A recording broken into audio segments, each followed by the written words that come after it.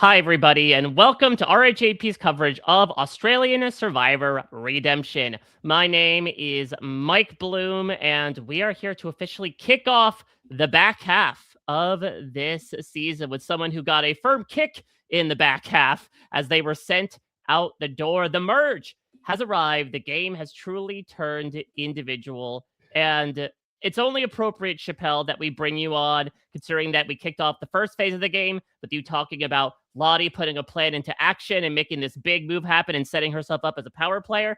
It's only appropriate that we kick off the post merge with her trying to do the exact same thing and having the exact same opposite outcome. Yeah, this is tough, man. We lose Lottie and Aisha back to back, basically, like week to week. It's oh man, the big names of the pre-merge, they didn't have any plot armor. A lot of those people we're seeing falling, especially from that group. I don't know if they were just a little too high and mighty after they took down Harry. Were they just very obviously these power players that you had to take out? I think in this episode it was very clear that was Lottie's or everybody's perception of Lottie, at least. Is that, oh yeah, she's the godmother. I think they would probably whispers about it on the other tribe, who was running things, Lottie.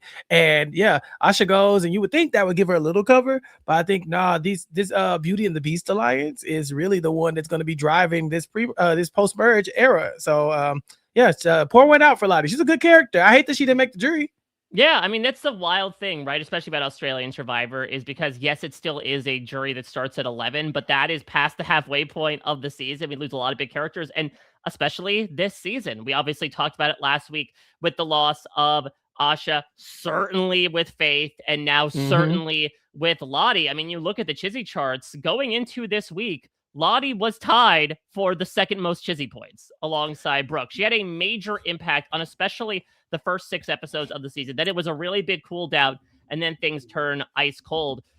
It gives me a little bit of pause about the way this season is going to go. We'll talk about it. I do agree that I think at least for the next little while, it is going to be this sort of like hybridized head office Beauty and the Beast combo platter. And the other people will sort of get systematically picked off one by one because there's no incentive for that majority to flip on one another. But just looking at the big characters we've lost so far, it makes you wonder, like, okay, has the winner candidate pool shrunk? Or is this just a weird season edit-wise where it doesn't matter if you're, the main character or if you're a background player, you could go at any point in time? I don't know. And I don't even know what this does for gameplay. Should we be learning something from this, right? Like, are the people who were the tallest poppy, were those people just was that good gameplay, to be out in front like that, to be such an obvious target like Faith, like Asha, like Lottie. None of these people were under the radar. They were all the leaders of these alliances. They were the faces of their of the resistance, And so now that with the merge, we're like, yeah, let's chop them down. The rest of us have been slow playing this. Should we be learning something from this, Mike? Is this going to inform future strategy that maybe in a pre-merge just chill a little bit? I mean, that used to be how it used to be done. That's the thing, and I hope not, because this was such a fun pre-merge. Especially, I talked about this with Shannon. If you haven't checked it out yet, Shannon did a fun little surprise stop by to give her thoughts on the pre-merge so far, and obviously, she won't rest. She absolutely will not. I love her for it, but she gave her thoughts on what I think has been a very entertaining first half of the season so far, and so. It's oftentimes what I find about reality competition shows, especially Survivor, and that there's an inverse relationship with like how good the move is for your game versus how entertaining it is. So I am so happy that were doing these wild ass things in the first half of the season. And I also wonder, not to get too much into the meta narrative less than 5 minutes into a podcast, but when you look at like Titans versus Rebels in particular, right? You have Lottie telling Mark at the merge, yeah, your season was my first Survivor season and it got me hooked. It's like people who like get into Survivor through watching Cagayan on Netflix, right? Like it gives them this image of, okay, to succeed in Survivor, you have to be like Tony and flip-flopping and doing these wild, crazy things when Tony is in the 99th percentile of Survivor players. And so it's almost like learning the little wrong lessons from a season like Titans versus Rebels from like a pure long game perspective of, okay, I am putting myself really out front here. I am very clearly running the show on my tribe, that it's just so natural that people who feel on the outside of that dynamic will take a look at me and want to pick me off. But on the other hand, maybe they feel like in the immersive world of Survivor, their perception was not necessarily reflective of that. And B, I'd rather not see it if it leads to not only fantastic out of nowhere strategies, but fantastic characters like Lottie. It was incredible to watch Lottie take power from the very first vote, essentially run Bounty 1.0, was left skittering on Baron 2.0. And so it sucks yet again to have her journey stop short here, but it does also factor really nicely into like Keeley in a post-Faith world, which was also a very nice storyline this episode. Watching Keeley move is very fun. You know, it's very fun because she kind of presents herself as someone who wants to be in charge, but she's very much able to kind of play like she doesn't want to be in charge, right? Her and Faith, they got a little big for their britches. You know, I think they were feeling themselves. They were talking about how they had everything under control. And then after losing Faith, you know, we see Keeley kind of trying to work her way back into some things, you know, trying to ease under the radar a little bit, still be in control in a power position, but we're getting to watch a lot of her maneuvering.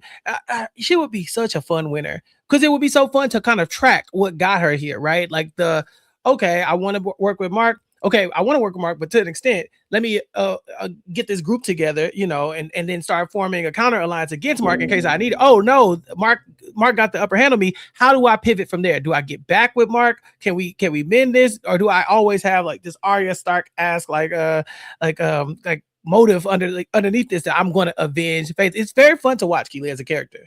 Yeah, talk to me more about that, because I think a lot of us speculated after this Faith boot, which was, again, so entirely shocking, that Keeley losing her number one ally via the third member of this alliance and being left completely in the dark.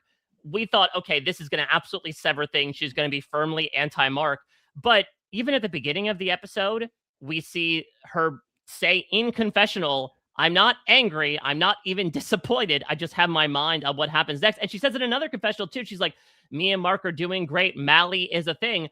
We didn't know it was a thing. Mally, yeah. And maybe it's because, again, Faith was such a core character in this narrative, right? That this was the alliance of three, but it was Faith and Mark, and then it was Faith and Keeley. Maybe there was this invisible third side of the triangle in Mally that we did not know about whatsoever that made Mark paving over this entire betrayal much more palpable. Yeah, because if I'm Faith, I'm watching this at home like, what the hell, man? Yeah, you know, I thought we were a tight group. Y'all are on the beach cackling about this. They were laughing. You know, man, he said, hey, she told me that she was basically gonna, you know, vote me out and all that kind of stuff. And Keith was like, man, that's crazy. Well, I guess she's gone. Moving on. I said, wait a minute. They were laughing about how good of a move it was. And then they just got back together. I think the other thing I liked about Keeley and her interaction with Mark is that when she tells us in confessional, yeah, he got one over on me, but now it's time for me to one up him a bit. She doesn't say, I am now about to take him out. She's like, oh, we're going to play this game together. We're going to go to at the end, but let's snipe at each other's pieces a little bit on the way there. You know, it's like they're a good alliance, a pair, and maybe they do want to go to the final two together. But let's say something happens at the final three or the final four, you know, or the final five. You know, you don't know. And so you might need your pieces a little bit more. You know, we've seen this in Big Brother strategy, right? You want to have your outside pieces because they can always win HOH here. It definitely feels like, yeah, I want to go to the end with Mark as far as I can. But if somebody else randomly manages to take control, it'd be cool if it affected Mark and not me. And so I'm going to start to push things in Mark's direction. I don't necessarily want Mark out, but he needs to know that I too I'm playing this game. I was just like, get him out of the game. That's the wild thing. It's not even, obviously there is the immediate revenge path. Then there's like the Natalie Anderson and San Juan del Sur path, which is like, I will have my vengeance, but not tonight, right? Like John Mish, you got rid of Jeremy, but like, let me really get in your good graces. Let me slip right next to your back so that I have the blade ready to go at an opportune moment.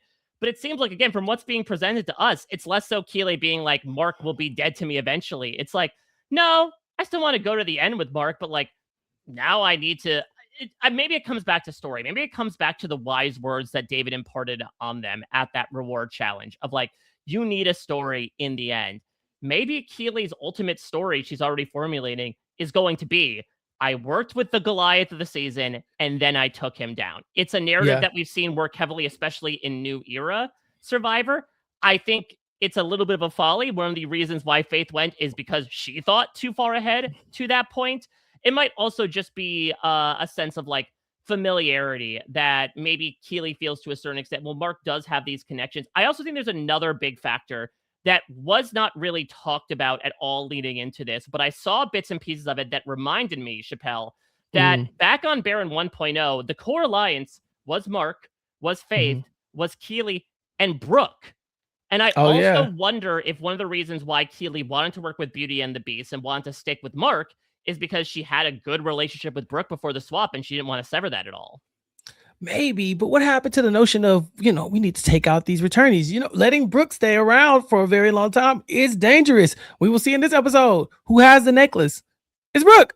Yep. Brooke is doing Brooke things, so it's did you love Rich, by the way, going full Survivor Wiki and calling out that fun fact about her winning the first individual immunity on all 3 of her seasons? I said, how do you know that? Don't get me wrong. We are in the Survivor community. We know people who would know that. But how did you know that? They're like, why were you holding on to that tidbit? Rich, the super fan, it's crazy. I'm loving him. I also have questions for Rich at Tribal Council, but we can get to that. But yeah, I think that there's definitely something there. And wanting to work with Brooke is fine, but Brooke also wants to work with Mark, also wants to work with Simon. How are you going to dismantle that? Let's say you say, I'm taking the Goliath of the season to the end, and that's Mark. What are you going to do about the other Goliath that's right there? What is how you going to just hope Brooke loses something and goes? You can't vouch for, you can't count on that. You know what I'm saying? That's not something that you could bet. I wouldn't bet on just, okay, yeah, like eventually we're all going to turn on Brooke. Good luck with that. And so it's a funny spot that she's in. But the moment I saw Brooke and Simon and Mark on the beach, kind of like, we kind of did it, y'all. We made the merge together. We're a family. I was like, oh man, it's about to get real. Is it a little too on the nose, Chappell? Is this the most obvious alliance name in Australian Survivor history, calling themselves the Boomerangs? He said, because we keep coming back. I was like, I know, we know. Yeah, like, come on. But if you did a family feud list with non-Australians of like what are quintessential Australian totems and trademarks, Boomerang would probably be number 1. The Boomerangs, the Dingoes, the budgie smugglers. Yeah, exactly. Why is the underwear that shows off your nards higher on the list for you than the kangaroos? If you played the same game of Family Feud and said, name the top 5 things that you will see in every season of AU Survivor, how is the budgie smuggler not like in the top 3 of those answers? Maybe in Steve Harvey era Family Feud, yeah. Yeah, for sure. When it got wacky. But yeah, this to me, Boomerangs is cool. He said it so fast.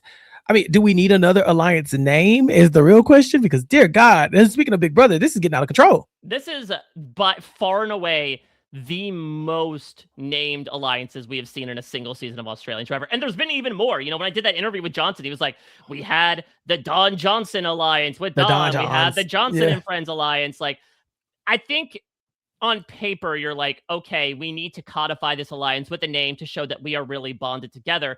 But now, Chappell, it's been used so much that it kind of has lost that luster, that it's like, well, if you're using names for every alliance, then I don't know which one you're actually committed to. That next level has been worn away, essentially. Are the Boomerangs are they the heroes of this story? Are they the alliance we're rooting for the most? Because they just got here. They're new. Yeah. Are we pulling for the Boomerangs? Because, Beauty and the Beast is right there. We got other options. Yeah, it's interesting because I talked about this certainly with Shannon about not to read into the edgic too much, but I do think that Australian Survivor especially likes to give their winners a relatively positive edit considering how long an investment it is. They don't want to have like a capital V villain win the show.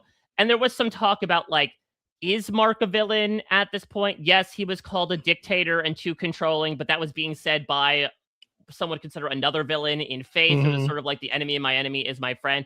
I certainly think Simon and Brooke are edited to be heroic because especially for Simon, right? It's coming from the angle, even if he's making these massive betrayals of like, this is my redemption. I wasn't able to have power in my previous 2 seasons. Now I do. And this is what I'm doing, which makes what he does in this episode all the more alluring. Let's get into this, Chappell, because maybe another reason why Keeley was fine sticking with Mark is because she's made other connections. Who the hell needs a Richard? She just went to Simon directly and had a chat with him. And the 2 of them not only immediately link up, but pretty much single-handedly decide who the merge vote is going to be, which is so surprising considering that, as we've talked about, maybe because Mark kept going back to Tribal Council, really the narrative was, okay, whatever Mark says goes, with the exception of that Dawn boot.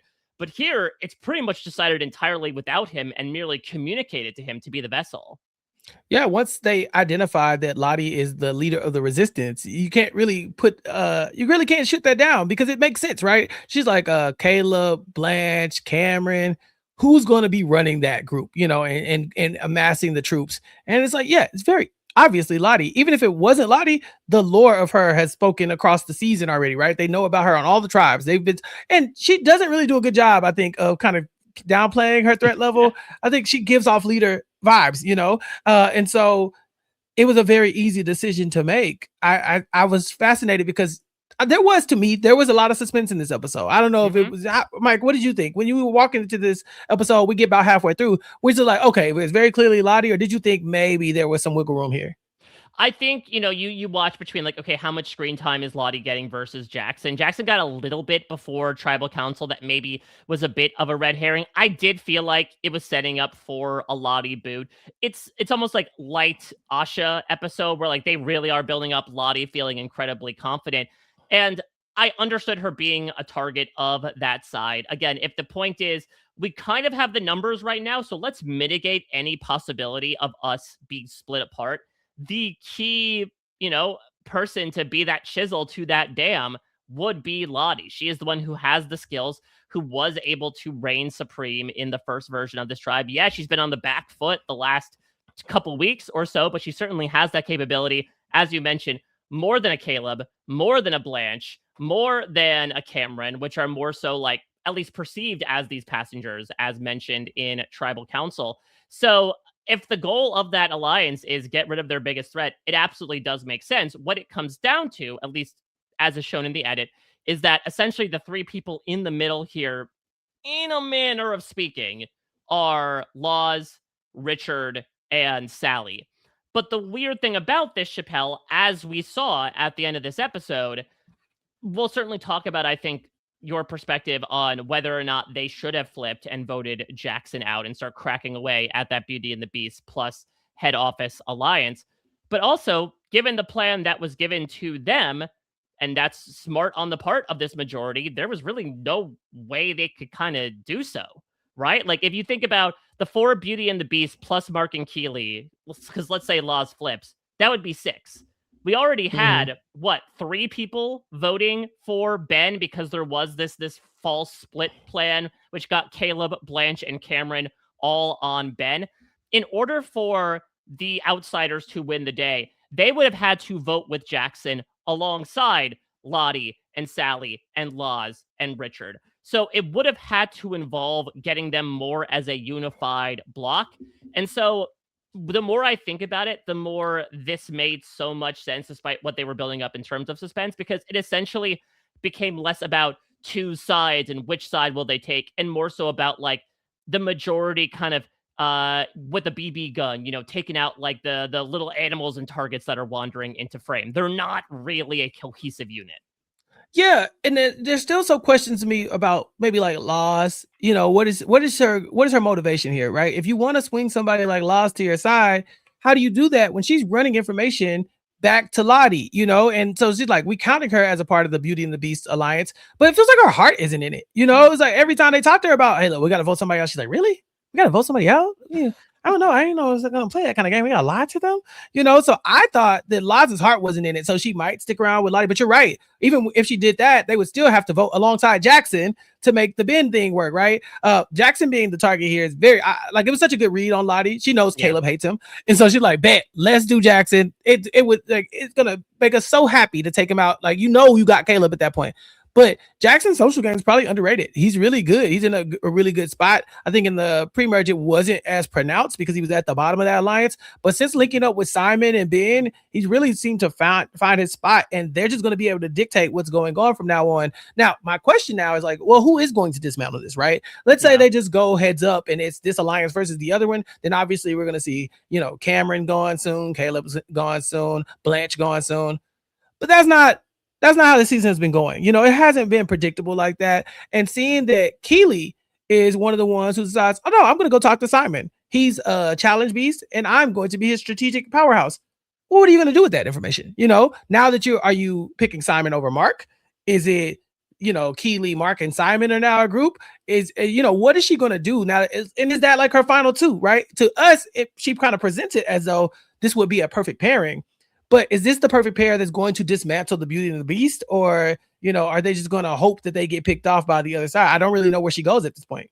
I mean, it is an interesting question if it is a final two. I could see Yeah. a world where Keeley feels like, especially if she has a case that like they would both take me to the final two. If she was Mm. sitting there with Mark and Simon, that despite how, they apparently have a friendship off the island, that they would each acknowledge that the other was the biggest threat to their end Mm. game. And so it's like, hey, if you want that win, you got to take out the other guy and take me to the end. Now, the question is, would that just be an automatic second place finish no matter what, right? Like, could Keeley be able to make an argument for herself that would supersede Mark or Simon sitting next to her? I'm not entirely sure, but this could be an extension of what we saw a bit in the pre-merge with both Keeley and Faith, which is like, I'm not turning on Mark, but let me give myself options because this game turns on a dime. And so I know if I ever want to amass something or if something ever amasses against me, I have people in my corner. What's more likely to happen though? You sit next to Mark or Simon and you're obviously people might have more reverence for them and the game that they play because they're returnees and all this kind of stuff. And you can automatically get that second place like you were talking about. Or is it you sit next to one of them and this is the type of cast that would never vote for a returnee to win their season? We talked about that before, yeah. We've thought about it, and it does seem like there is a little bit of it's from certain people, you get energy that feels like, oh, we got to get these returnees. We got to get these returnees. But y'all are saying that, but y'all are playing with the returnees. You got to get these returnees. Okay, cool. Well, Keely's aligned with Brooke. Well, she wants to be aligned with Brooke. She's aligned with Mark, and now she's aligned with Simon. Are you trying to get rid of the returnees? Same thing to Jackson. It seems like he's very good with the returnees. Ben, we don't really know where they want to go. The alliance that wants to get rid of the returnees is the ones that's getting picked off right now. It's the Lotties, it's the Camerons. Those people are the ones who are falling wayside to this. So do they sit on the jury and say, oh no, we wanted to get the returnees out. We're not rewarding them with something like this. And maybe it makes the returnees somebody who's so attractive to take to the end. Or is it the opposite? The returnees got us out.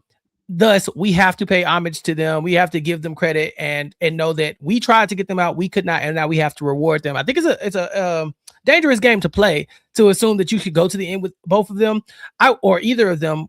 For that matter, I would be avoiding it.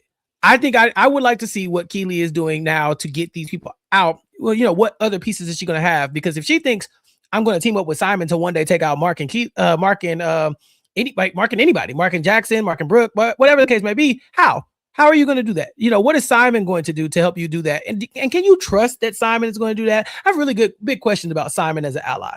Well, let's talk about that because certainly we saw Simon be close with Lottie. They were under the radar, maybe not so under the radar according to the actual exit interviews, but at least from an edit perspective, number ones, they lock in right before the swap. He betrays that trust, helps join the new majority to get rid of her number one ally. And Lottie offers him an ultimatum here, or a threat, if we're using the Rome terminology here. You vote out Jackson next time, or we can't work together anymore. And so another reason why I think Lottie goes with this is because it goes along with this verbal contract she feels that she brokered between her and Simon. So given where their relationship stood going into the merge, do you think Simon made the right decision targeting Lottie right off the bat here? No. Oh, no. Interesting. I don't, because I think that, I don't know. It's hard because, like you said, Lottie was kind of drawing a hard line in the sand, like it's Jackson or nothing, right? And I would understand why, right? You just burned her, you took out her number one, and Lottie doesn't feel like the type of player that you would want to piss off and leave in the game. She just doesn't feel, Harry and them were trying to pull stuff like that. And you just don't do that with Lottie. She don't get down like that. But you are going to need, Simon, you are going to need pieces to take apart the ones that you have around you. And I don't know if you can count on, does Mark really want to go to the end with Simon? Does Brooke really want to go to the end with Simon? You need other people. And he just picked off somebody who he potentially could have worked with. Why not maybe say, okay, we can't vote out Jackson this time, but I will keep you safe. I will keep you safe and we can get rid of Cameron, whatever the case may be. Maybe don't give her a name, but maybe is there a way you can build an olive branch to where if you need Lottie, you got her. She just needs one more round. I would be like, Lottie, the jury is coming up. The jury is coming up. And you're really trying to broker your position in this game. Stick with me. And we can at least make sure you get that far. And then from there, you're basically having him tell her what Faith told Mark of like, we'll get you to the jury. I mean, look, she's trying to leverage power that she does not have. And so I'm like, hey, I can't give you Jackson. I can't give you Jackson, but I can keep you safe. Is that not worth anything? Because I really think that he needs people. I don't want him to play himself into a corner where it's now time for him to make the move and there's nobody to make the move with. Who are his people now? I think Laws was thinking about going after Jackson. She would have preferred to go after Jackson, even though she was confirmed. She didn't, But I think does he now Simon be like, all right, I'm ready to dismantle the Beauty and the Beast. It's me and Laws. And what is your team? Who are the people? Me and Laws and Ben are now going to take out Brooke and Mark and Simon and Keeley. Okay, good luck. I don't know. It doesn't feel like they got the energy there. Maybe Blanche is somebody you can work with, but I don't know. Lottie feels like to me that's a weapon that you can use, whereas these other people don't really feel like they are. See, I could see that, but I actually am a fan of what Simon did here because yes, she's a weapon, but this is an overheated gun that could explode at any time. And I think for me, again, maybe my processing of it is colored by Lottie's words after she's eliminated, right? Which is essentially the same thing as Faith, where Faith stands up and basically tells Mark, like, yeah, good for you. I was going to go for you anyway. I'm proud of you. And then Lottie in her final words basically says, like, good for Simon. He got me before I was going to get him, which I think affirms probably his thinking in this, which is like, hey, I know that we brokered this really odd truce that she forced me despite the fact that she's on the bottom, but like, I do not think that I am back in her good graces. And I know she will get her revenge on me. So this is something to nip in the bud ASAP. Do not give her an inch because we know the charm that Lottie is able to possess and the people that she can win over. She was trying to do it. She almost did it. Yeah, she was almost successful. Yeah. And it's interesting you mentioned the jury, though, because at least if I was in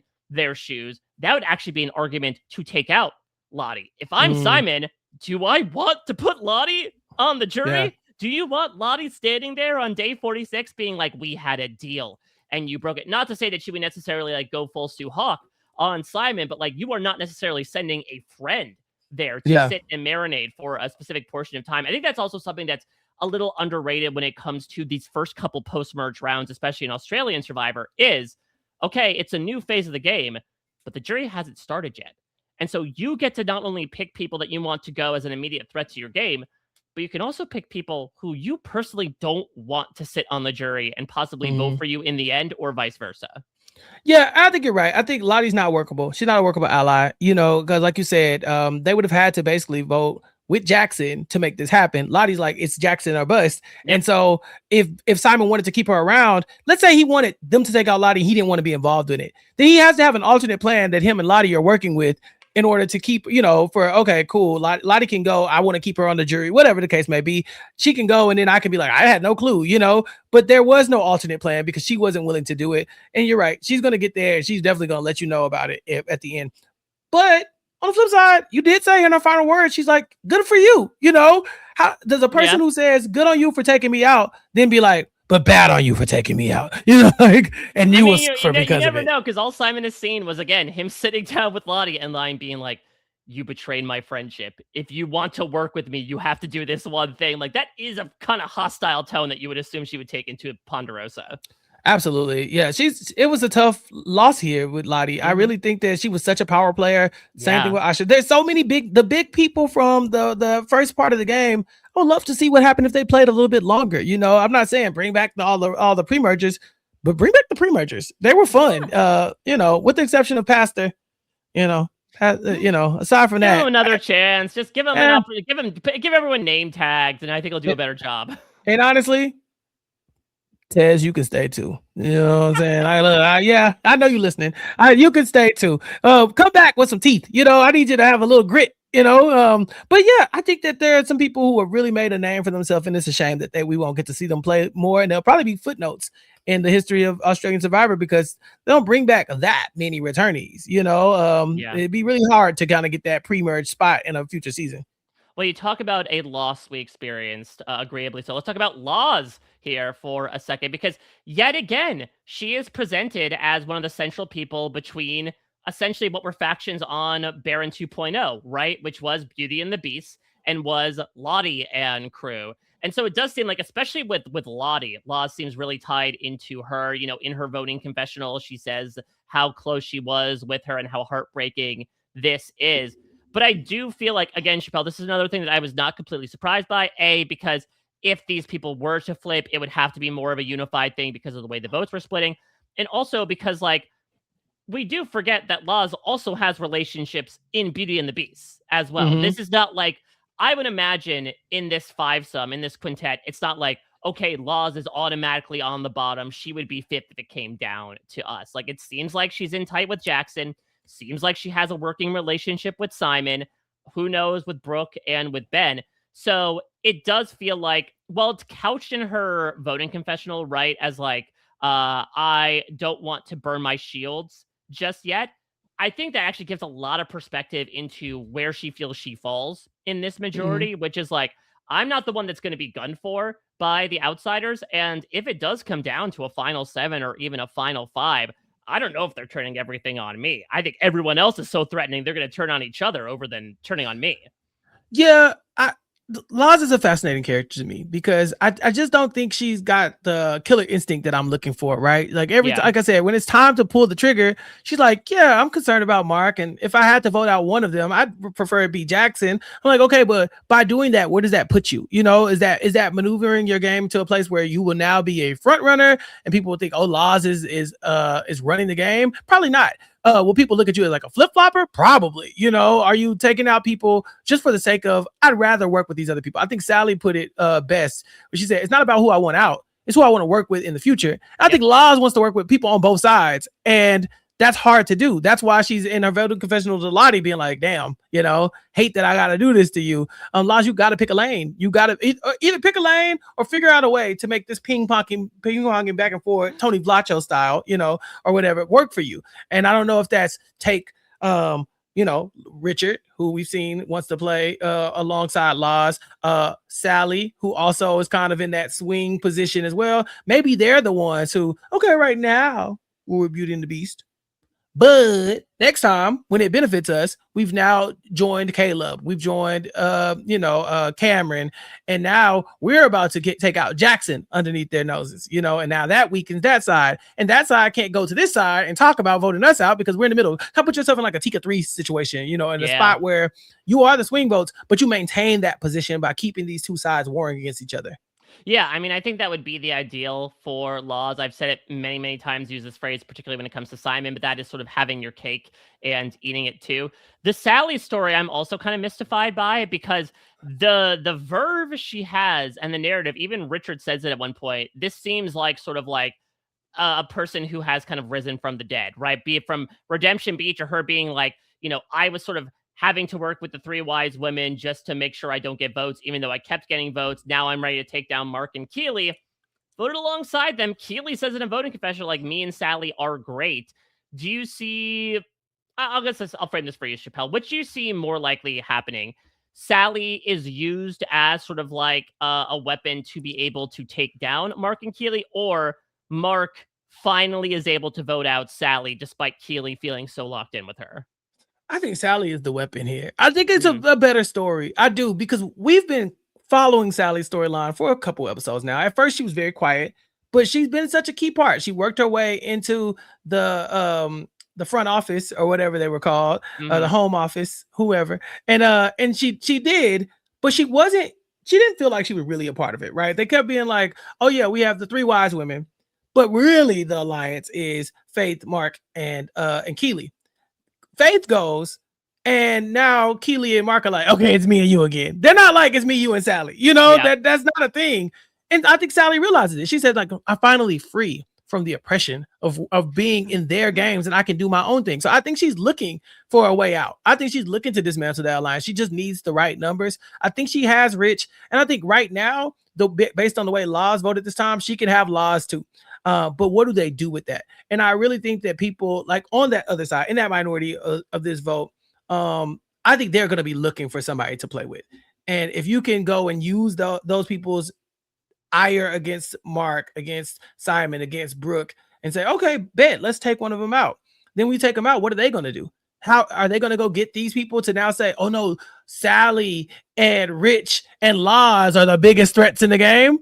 No, they're going to be like, we still got to get Brooke. We still got to get Simon. We still got to get this person. You know, Caleb hates Jackson. We still got to get him. Okay, let's do it. You know, I think at this point, now that they've taken Lottie out of this part of this alliance, that alliance needs a general. They need somebody to be in charge. And I don't know who that person is, but I do know Rich is a super fan and Sally seems self-interested. And between the two of them, they can really make something happen if they could just keep Laws from, you know, wavering too much. Well, not to mention that Richard also outlined the fact that, as he put it, he was in an alliance basically with everyone on Bounty 2.0 to the point where, again, despite losing Lyndall and being incredibly outmatched, he somehow did not get a vote at that wild Redemption Beach Tribal Council and did not get a vote at the last Tribal Council either. And so now he has them, who I think he feels entirely comfortable with, either from a one-on-one basis or a group basis. And then there's all the people he apparently was close with on Bounty 1.0 that we were not aware of, whether it was Laws, whether it was Lottie, whether it was Cameron. Unfortunately, those options are wearing thin a little bit. So he might need to more so get in bed with like the Bounty 2.0 people. But it does seem like Richard and Sally do have like, basically it's like the Richard, Sally, Caleb configuration of like, all right, we were kind of under the thumb of this trio the majority of our time on this tribe, and there wasn't really anything we could do until the faith vote.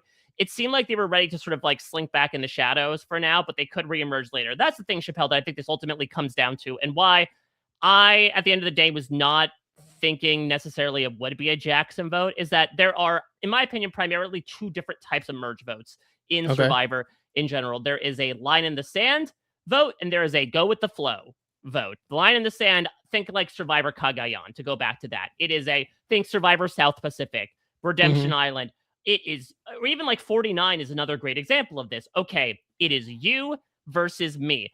We are working together. You are working together. Let's see who wins out. Go with the flow is much more popular, and there's a good reason why, right? It's just, okay, throw out an easy name. Let's just go with it. Let's not really declare any allegiances yet because it's a long game to go. We don't want to necessarily, you know, light the fuse immediately and let it blow up in our faces.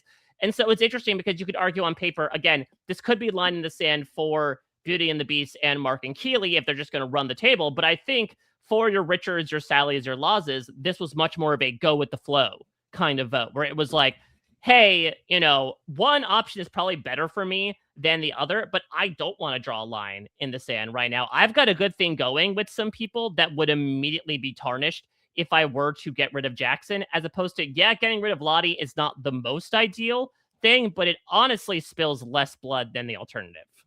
Yeah, but it's crazy that you say that because Sally said the exact opposite. She said, I want to draw a line in the sand. This is what I want to do. I could tell Mark and Keeley are still in charge, and I don't like that. I'm ready to tell them it's us versus them. And then she didn't do it. So I was like, okay, she's just talking. Whatever. That's fine. Maybe she changed her mind. But you're right. They picked an avenue where Beauty and the Beast probably thinks this was a line in the sand. This very much, it's us versus Lottie and her crew. First goes Lottie, next Caleb, next Cameron. We're just going to pick them off one by one. Meanwhile, Laws and Sally and Rich, they're sitting there like, oh, well, we'd rather work with them anyway. You know, so yeah, we'll take out Lottie because we didn't love being under her thumb either. But we'll take one of you out because we don't like being under your thumb. I think Mark should be concerned. I think Keeley should be concerned because they're not under the radar. They are looked at as the head of an alliance that they're not even the head of. Mark and Keeley, that alliance is not the Beauty and the Beast alliance. The Beauty and the Beast alliance is in charge. Yeah. They just have a couple of hangers on it. It's sort of, again, keep your enemies closer. Not to say that Mark is an outright enemy of people like Simon and Brooke. Again, the boomerang says it all. But it is this idea of like, what's the alternative? Mark being on the other side, mobilizing something against you? No. Yes, you are a tight five-some, arguably the tightest alliance in the game, but you're only 5 in 13 players. So keep them on your side for now. And if it does come to a scenario where you feel like you want to turn on him, turn on Keeley, you would arguably at a certain point have the numbers to do so. Yeah, I think Laz she's the double agent here, right? Because she's the only person in that Beauty and the Beast alliance who's willing to play with the other side, and they don't know it, right? Like, at least we've been presented with Laz doesn't feel great about this alliance. She talks about knowing that she needs to get out Jackson. She's like, I'm concerned about Mark. Okay, well, if that's your hanger on, she's how we get in here, because they're going to think they have 6 votes, and they don't. They have 5 votes. Yeah. And now because of that, we know we can probably know where they're going to vote. They can really use her as a secret agent. Now, I don't know if that's a winning game for her. I don't know if she's able to get down and be like, yeah, I betrayed my entire alliance, and now I'm here with I don't even know who she would be sitting by at that point. Am I here with Rich and Sally? And Rich is just the best social game we've ever seen in AU Survivor. I mean, everybody loves the guy. He's also a super fan. I mean, if you know the stat that Brooke has won each of these challenges, then I have to imagine you're very knowledgeable about the game and can probably speak to it. So I'd be very threatened by Rich if I'm somebody like Laws. So, this is like a temporary fix for what she got going on. But at some point, I think she needs to lock something in solid with people she can beat. And Mike, I don't know who those people are. Yeah, I mean, the game is quite young, even though we're more than halfway through. And I think that's also something that needs to be reminded as well, is like, yeah, the merge starts, and sometimes we have seen merges kick off with a big bang, but oftentimes they do not. But I do want to talk about something that kicked off the merge before the vote here, because it's a relic, unfortunately, Chappell, of the American version of a Survivor, but Australian Survivor still loves the car reward. And so congratulations to Sally. She may not be necessarily driving the votes, but she'll be driving a Mahindra after the show, which is also very fun for those of you who are fans of Survivor South Africa, because Mahindra was the car sponsor of the LaRue Botha era of Survivor South Africa. I like this challenge too. The spool of lies. Yeah. I like the whole. First of all the endurance challenges on AU are hella hard. These people are like, all right, one hand, okay, now, okay, no hands. They like footholds, no hands. There's like badass, like post-apocalyptic vibes to it, like how the immunity challenge was like the typical, okay, hold on to a weight on a rope, but there was like metal barrel, so you had the big effect of, okay, the pole crashes down on the barrel, breaking it, and you're out of the challenge. It's like the Saw version of Survivor, right? Whereas Jigsaw created these puzzles. SAU, yeah, and then Brooke wins, of course, because she's Brooke, and they should also be another thing that they should be focusing on, right? It's like that Beauty and the Beast Alliance has some challenge beast in it, Brooke is a beauty and a beast, I think you should be concerned about Simon's physicality. You should be concerned about Mark's. There are a few people over there, Jackson, those people are going to be hard to beat in stuff like this, because they did pretty well, but I mean, it was far and away Brooke's challenge. I don't think anybody stood a chance. Yeah, I think also something that it's weird to say, like, I love about the car challenge, because it's like, yes, I like when people are desperate to own a car when they're in such, dire financial straits. But it is also, the car reward is always so unique to me, because it is one of these rare elements that exists entirely outside of the game, right? Despite like what happens a couple times across Survivor, it's not like you can immediately have the car on the island to drive around wherever you want to. This is essentially something that is going to exist, that you are going to earn once everything is said and done. It's like winning like $10,000, right? Like you can't really use it as a brokering chip. And so it was just a really interesting glimpse into especially some of our quieter characters so far. Like when you have Cameron talk about the fact that he has a dented in door that he's never been able to fix. Sally doesn't have a car at all until she wins this challenge. It's just sitting like a lemon in the driveway. And I think it is a reminder of like how some of these prizes are such big deals. I mean, Simon won this a couple seasons ago, and he was talking about the fact that he didn't have a car either. I think we sort of immerse ourselves entirely on like, okay, who are these people as Survivor players that we do sort of lose sight sometimes of like who they are outside of the game, and why this could be a life-changing amount of money to them, that even just the idea of winning a new car is something that makes them incredibly giddy. And winning a new car can actually change the game or the way you're perceived in the game. We saw at one of the earlier tribal councils, wasn't it Caleb who said, I didn't win a car already. Like we gonna let these people come back and win a car? Brooke, they're already concerned about y'all winning their money and winning their cars. And what are you doing? Winning their money and winning their cars. I really felt like, I was like, oh God, that would, to me, that's definitely how you galvanize somebody like Cameron, like Sally, like Caleb to say, we're letting them do it again. She won a car. Mark has won a car already. Simon has won a car already. To correct you, Sally won the car, not Brooke. Brooke won the immunity. I'm sorry, yeah. Brooke won the immunity because Sally won the car. But yeah, those are the types of things that can galvanize somebody, right? Like these people winning their prizes, potentially taking these out of your hands. Sally needed that car. You know what I'm saying? So when you're talking together, you're like, are we really gonna let these people take this from us? No, we're not. I really think those are the types of things that you can't allow people to underplay, right? Is that there are people that need these things, and that they feel like you're coming for the stuff that belongs to them.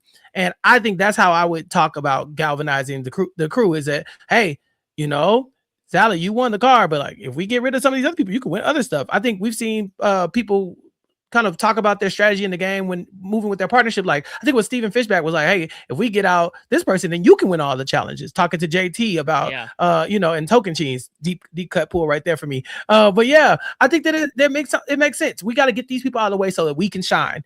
And Sally, good on Sally winning the car. I really like this episode for Sally. But Mike, I think I have a favorite player this season. Okay, do tell. And I'm in the minority. I know I am. I think I'm a Caleb guy. I think I'm a Caleb guy. That cackle is incredible. He reminds me of Invader Zim. And now that I've said it, you'll never unhear it. Yeah, kind of similar as well in that Zim also, right, had these like grandiose plans to take over the world that never exactly came to fruition. That and these outbursts. He's like, Zim, I gotta finish. I was like, and that was unbelievable. Like even freaking Tom Westman could not have he stripped down to his skivvies and ran into the wire. And he's like, oh, it's just Caleb being Caleb. Like he's running into everything. Wacky guy. But no, he thrust his head into the water and grabbed a fish like a falcon with his bare hands. Snatch. I said, wait a minute. I said, is this my favorite player? Like, how did he do that? He's so funny. They hate him. Jackson hates him. I love it. I love that he hates him. But he's a showman. I didn't get to talk to you about the slow, like, I'm about to kill you. I was like, Caleb, more of this craziness. But I'm telling you, now when you watch this, you're going to get Invader Zim. Because they're just like doing things and being like, He's like, I caught a fish. It's like, he knows this is a cartoon, right? We can see you in real life. All his internal thoughts just exude from his body. And it's so fun to watch. I don't know if he's a person that I don't know if he can win the game because he seems to be rubbing people the wrong way. But every time the camera's on him, he's electric. Yeah. Well, let's go from talking about a fictional alien to talking about who had some this world gameplay in this episode with the Chizzy. Take it away, Jacob Stewart Weinstein and MC Kala. 2, 3. 1, 1, 1, 3, 1, 1, 3, 1, 1, 3. It's getting kind of chizzy. 3, 2, 1. All right, Chappell, I don't want to put words in your mouth here before you reveal your points, but obviously this helps and also forces our hand a bit, right? There was like a very clear group that won this merge vote. And so that definitely winnows down the field of 13 possibilities to a select few. Right. This is Beauty and the Beast versus Mark and Keeley, basically, right? Like these are the people who won this round of gameplay. And then it's like I guess you have to kind of decide like who was this best for. Mm-hmm. I have question marks around Simon, obviously, because like I said, is Lottie workable? I don't think so. But so maybe it is good for him to go ahead and squash that completely. Like let me just chop off the head of that snake so I don't have to worry about it coming back to bite me. That's really good. Mark and Keeley. Mark betrays Keeley, and they're able to laugh about it, and they seem to be a tight pair. He doesn't seem like he thinks that taking out Faith is going to make his target smaller, and I don't know how he figured that, but I guess maybe he thinks he can sink into the numbers of the Beauty and Beast alliance. He's like, I'm not the big threat here. There's still, Simon, there's still Brooke, maybe that's what he's thinking. I don't think anybody's looking at Keeley as the bigger threat in this pair. So I don't know if that's better for Mark. And then, Brooke wins immunity. Yeah.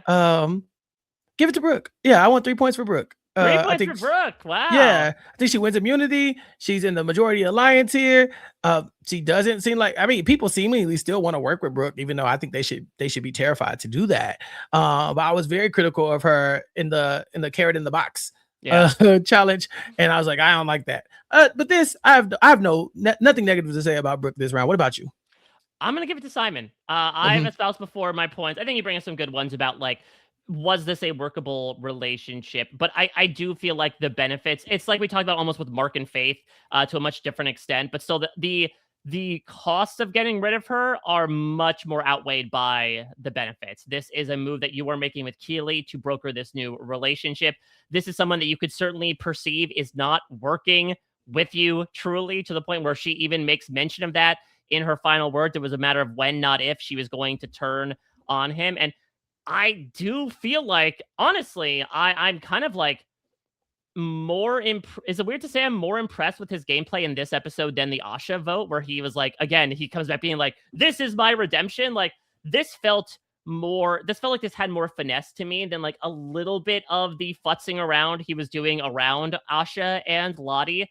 So I do commend him here, because this also was a case of like, it seemed that from the Aisha vote, Jackson was the one that kind of led it in the formation of this alliance. Whereas this one, at least from my perspective, it was edited to seem like Keeley and Simon sat down together, decided it was Lottie, and they put everything into motion. Yeah, and I think Simon is presenting to us that his redemption is that I've never got to be in control of the game, right? I've never got to really be in a majority alliance that was making decisions, and now I'm there. I've made it. And so I do want to give him 2 points. Obviously, like I said, I can't give him 3 because I have question marks around like, how did you F this up with Lottie, like, right, you know, because she was willing to work with you, but like I think that once you burn that bridge, you have to get rid of them. But should you be burning allies at this point in the game, right? I don't think he obviously did not know they were immediately going to merge and he was going to need her, but I think you could have surmised that it could have been a person that you could have worked with. You know, was Lottie the number one target, or could you have burned her? Could you have like not taken out Aisha immediately for Simon and still being in a better position? I don't really know. You know, it's kind of like a butterfly effect thing. We're here now, but if in retrospect, are we gonna look back and be like, he shouldn't have done that? I don't know yet. And so I want to give him 2 points. Yeah, I'm going to give Keeley 2 points because, again, this was a decision that was made between the two of them. I do think that, unlike Simon, Keeley has no connection to Lottie. It's actually very funny that in her voting confessional, she says, that's Keeley 2, Lottie 0. That I guess she does count the carrot in the box challenge, because I was thinking back, I was like, these two have never been on the same tribe together. When were they maybe the Keeley thought that Lyndall was one of Lottie's allies, but no, I think it does come down to them facing off in that bluffing challenge, and Keeley took that as much more than a spiritual victory. But she called her shot. She wanted Lottie out. I think it was a good decision. If, again, she wants to essentially be nestled within this new alliance of 7, I assume, alongside maybe a couple riches on the outside.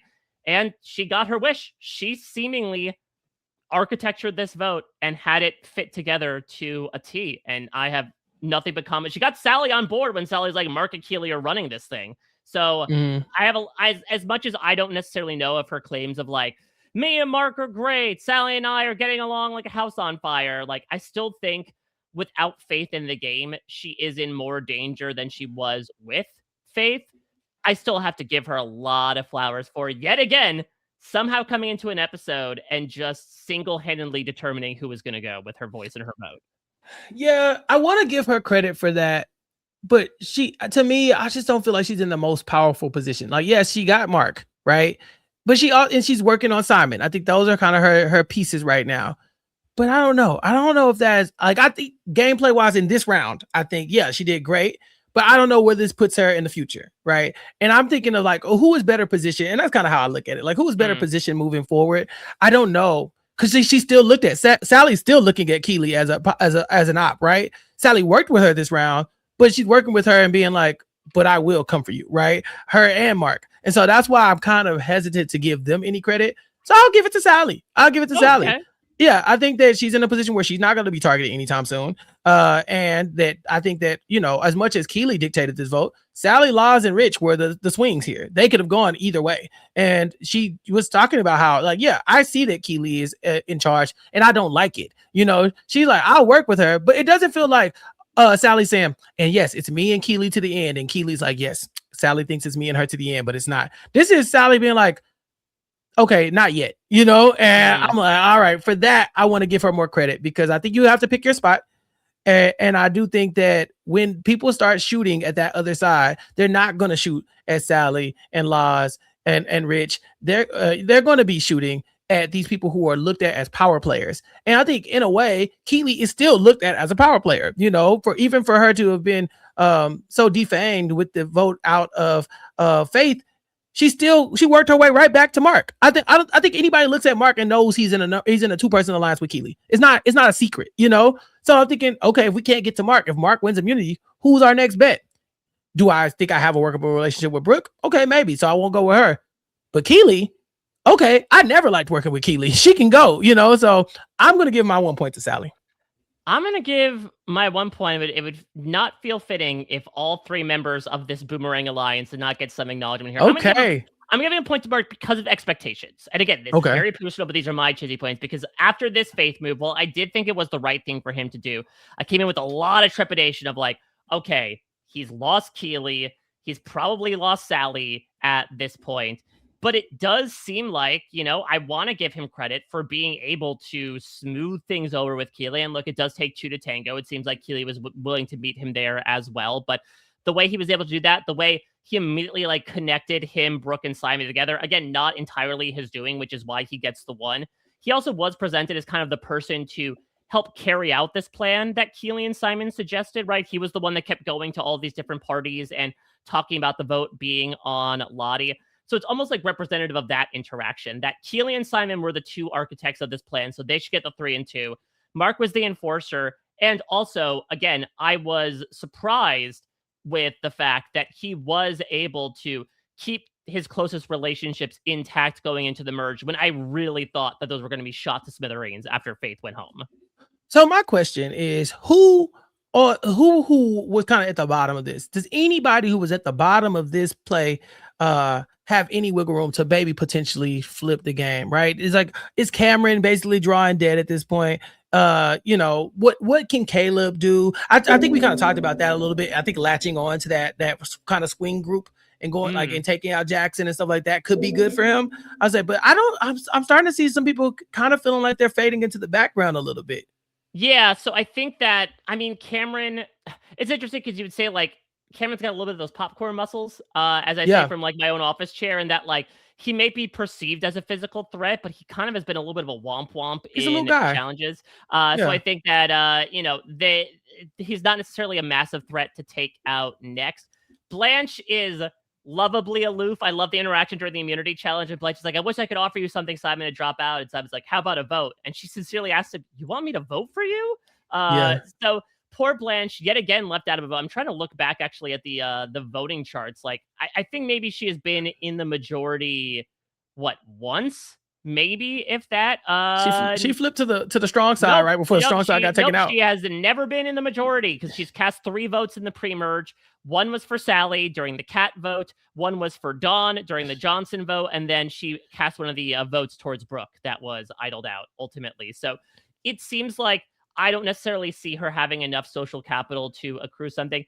It could be Sally. I mean, it's tough. Are we counting Sally in there? Are we counting Richard in there? Richard, I think they had more say so in this round than than maybe Blanche and Blanche and Cameron. They didn't know what was going on. Sally and Rich at least knew. Mark, if Mark has enough cachet, maybe he makes some moves to keep Caleb in the game to string him along. As you mentioned before, I don't know if he necessarily has enough good relationships to make something happen. Though interestingly, apparently him and Lottie were getting along really well when again, by my mark, they have never been on the same tribe whatsoever. So I don't know where that came from. Certainly something I'm going to ask Lottie when I can. So yeah, I think that's the other thing too that made this such an open and shut case for me, which is kind of everyone in the majority was incentivized to vote this way and to vote specifically for Lottie. And so, yeah, listen, hopefully I'm throwing this out here to jinx us and things go the exact opposite way, but I would not be surprised if especially the next couple of votes in this week are a little bit on the more straightforward snoozier side. And it's more so the crabs in a bucket. Okay, which one of the bottom feeders are we getting rid of next? See, and I don't want that. I want us I like the dynamic gameplay, right? I want that 3-person kind of swing vote group to move, to swing. You have the numbers to make a difference in the votes this time around. And I'd rather see that than obviously, who's at the bottom. Blanche's at the bottom, Cameron's at the bottom. One other thing about Cameron, I don't know what it is, but at the tribal council, he's paying attention because this man is dialed in. He does it every time. Every time they're about to vote, he goes, "This doesn't feel right. This doesn't feel right." And they're like, "What are you talking about?" He's like, "Something's off. You guys, y'all don't see this?" It's like Cameron's he's us at home, like, "Hey, wake up." But he never has any control to do anything. Let it be known, if there was a shot in the dark in Australian Survivor, Cameron would have played like 3 of them at this point, because he just always gets the good vibes of like, something's amiss. The unfortunate thing at this point was like, actually both times it happened with the Aisha vote, is that the die had already been cast, though maybe he didn't know that Aisha could have done something to help herself in that moment. But yeah, that's also been fun to have Cameron be a bit of the Cassandra figure. I want to finish things off to go back to where we started here by memorializing Lottie a little bit, because she was big enough of a character in the season that it warrants it. And it's such a weird story for Lottie, though I do love that it circles back around, as we talked about at the very beginning here, because she was essentially declawed for the past like 2 weeks of the show, right? She was barely shown as part of this swap tribe because she did go to tribal, and the one time that she did, she is aloof in the dark and she loses her closest ally.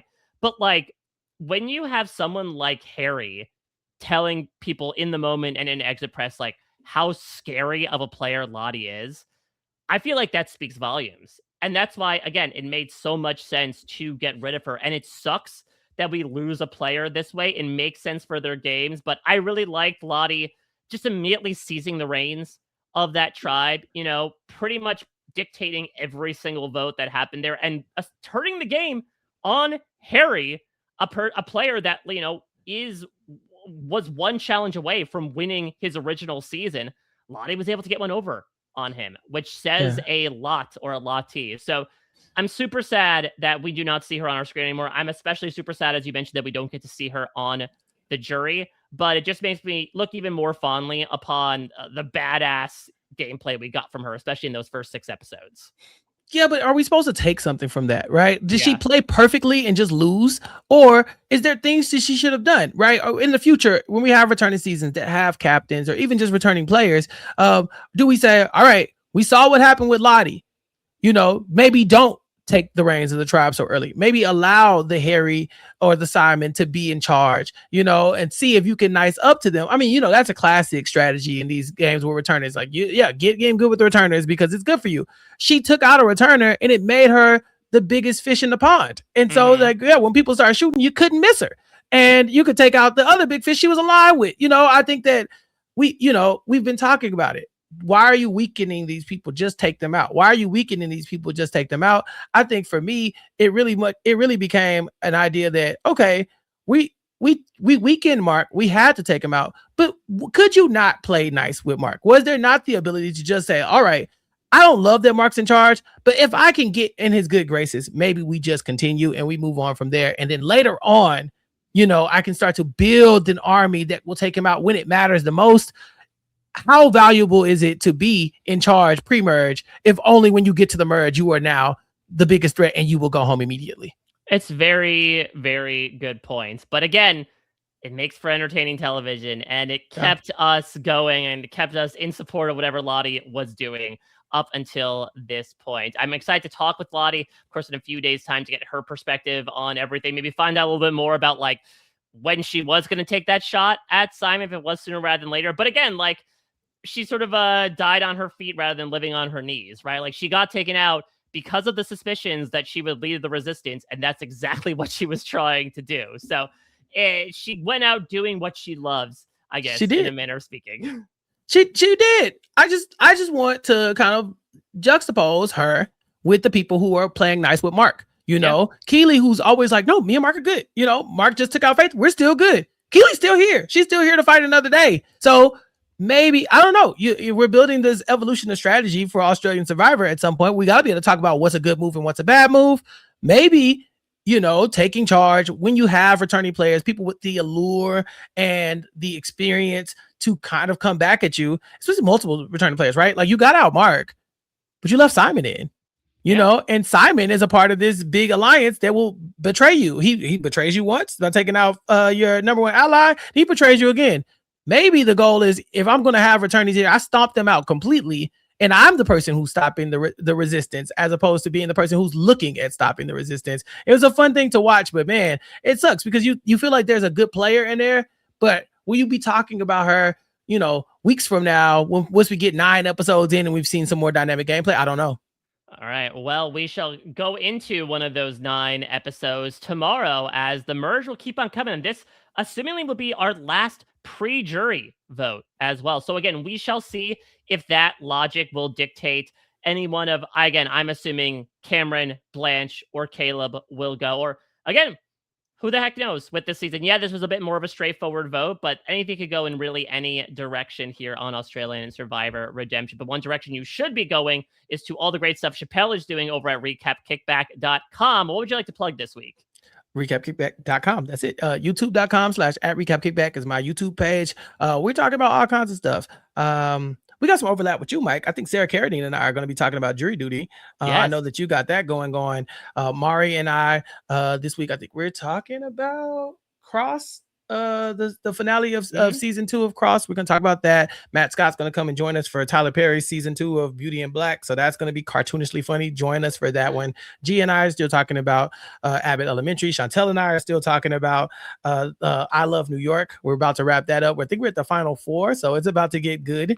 And then, crazy times over there. And then G and I are working on our deep dive into the most recent winner of Top Chef, Tristan Epps, his winning game. We're going to talk about that on Bet on Black, our series about reality TV stars that are Black that won reality TV competition shows. So check all that out and more on recapkickback.com. All right. As I mentioned before, I will be back tomorrow. We're finally back to Sunday, Monday, Tuesday. For now, we'll see if it holds. We'll see if the spools careen wildly out of balance once more in terms of air times, but also dyed in the wool Australian Survivor fans. We're back to our usual cadence. So I'll be back tomorrow with Puya to see what this dirty dozen of dirty players without a dirty Harry will do at the final 12 of Australian Survivor Redemption. Thank you all so much for listening. Until then, everybody, take care. Bye-bye. This is RHAP. We know reality TV.